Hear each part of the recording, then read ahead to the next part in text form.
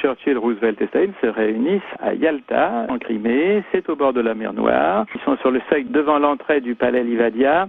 Il y a eu d'innombrables photos de prise, parce qu'il y a beaucoup de caméramens et de photographes. Mais il a fallu à peu près une demi-heure pour que tout le monde se mette en place. Et donc c'est pour ça qu'il y a une quantité de photos à divers stades de cette organisation. La photo qu'on a là, c'est la photo définitive où on a réussi à mettre tout le monde ensemble et où tout le monde pose. Alors que dans les autres, ils sont pas prêts et donc ils ne posent pas. Et c'est souvent les autres photos qui ont circulé d'ailleurs, parce que c'est celle-là qui était les plus disponibles, mais la photo officielle, c'est celle-là. Cette photo existe dans l'imaginaire collectif tout simplement parce qu'elle rassemble les 3 hommes les plus puissants de la Terre et qu'ils paraissent totalement unis par une haine commune qui est celle d'Hitler et qui s'apprête à l'abattre. On arrive à la fin, il n'y a pas d'autres photos comme celle-là où on voit encore Roosevelt et où la victoire est en vue. Churchill tient évidemment son éternel cigare, qui prend la pose, qui prend son air féroce, qui prend souvent quand on le photographie. Ensuite, curieusement, le plus jeune des 3, puisqu'il n'a que 63 ans, mais il en fait au moins 20 de plus, c'est le président Roosevelt, qui est très très émacié. Il est en très mauvaise santé, il a une artériosclérose, il a un cœur très élargi, il a de l'hypertension, mais vous remarquerez en regardant bien sa main gauche, il fume, il n'en a plus que pour quelques semaines. On l'a mis au centre en signe de respect pour son infirmité, de respect pour la puissance qu'il représente, etc. Et puis le 3e, dictateur communiste habillé en maréchal et tapis dans sa ruse, comme disait le général de Gaulle, c'est l'ogre courtois. Il écoute beaucoup, il parle peu, il a énormément d'humour, il a une répartie très rapide et curieusement, tout le monde le trouve extrêmement sympathique.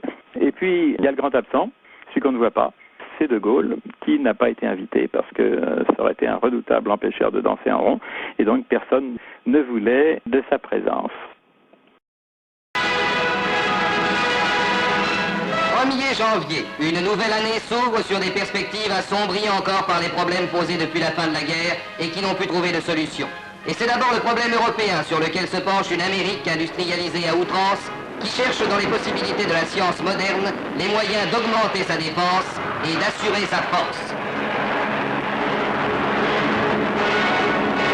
Une Amérique qui, après avoir vu la victoire électorale de M. Truman, semble de plus en plus décidée à accroître les effets du plan Marshall d'aide à l'Europe.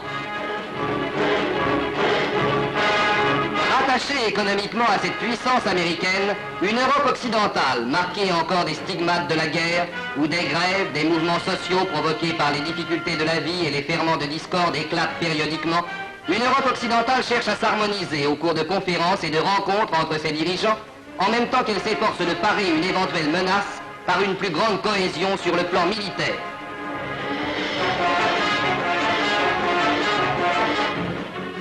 Problème européen vers lequel se penche elle aussi la Russie des Soviets, forte de ses 180 millions d'habitants.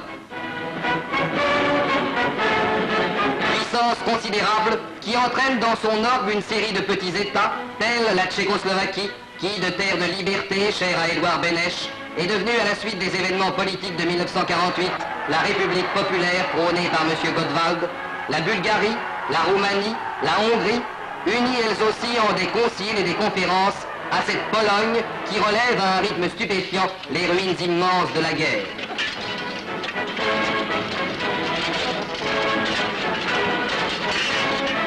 Au centre de ces deux groupes d'États, Berlin résume au seuil de cette année l'un des problèmes les plus délicats de l'après-guerre. Berlin, où une municipalité chasse l'autre, où une population divisée vit selon des règlements, des ordonnances, une monnaie même variant d'un secteur à l'autre. Berlin, coupé du monde occidental par le blocus soviétique et qui entend éternellement rouler dans son ciel les lourds cargos du pont aérien. Berlin dont cette année devra dire si elle peut encore devenir le point de rencontre confiante de deux civilisations. No matter how long it may take us to overcome this premeditated invasion, the American people in their righteous might will win through to absolute victory. America declared war on Japan. Наглость призывать к уничтожению великой русской нации. Немецкие захватчики хотят иметь истребительную войну с народом СССР.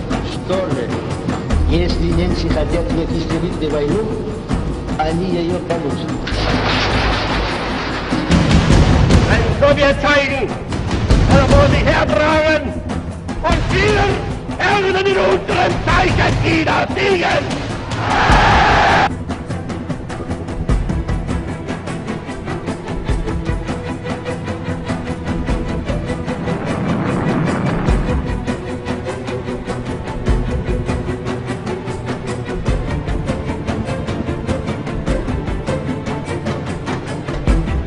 Communism in reality is not a political party. It is a way of life, an evil and malignant way of life.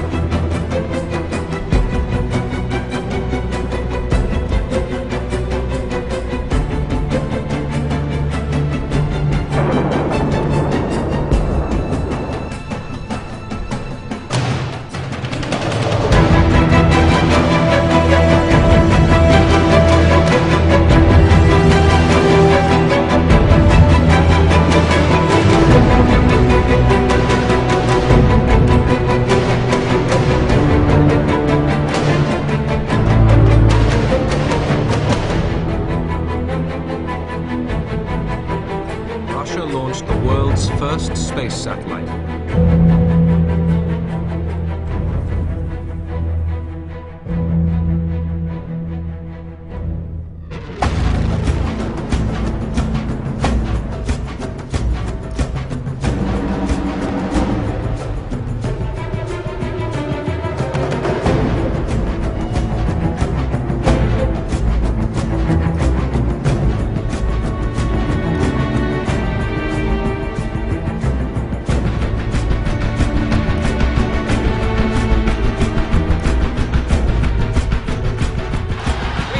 Indivisible.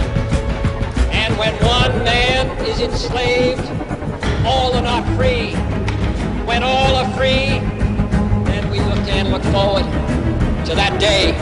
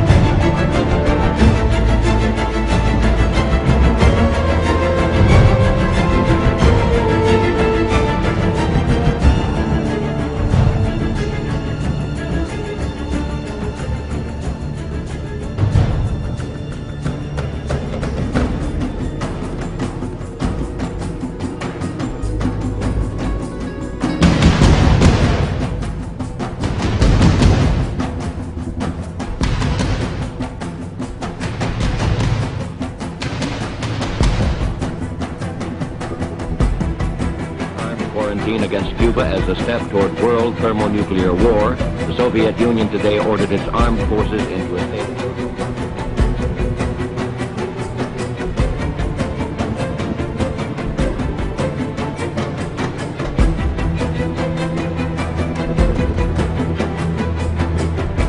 Any price, bear any burden, meet any hardship, support any friend, oppose any foe to assure the survival and the success of liberty.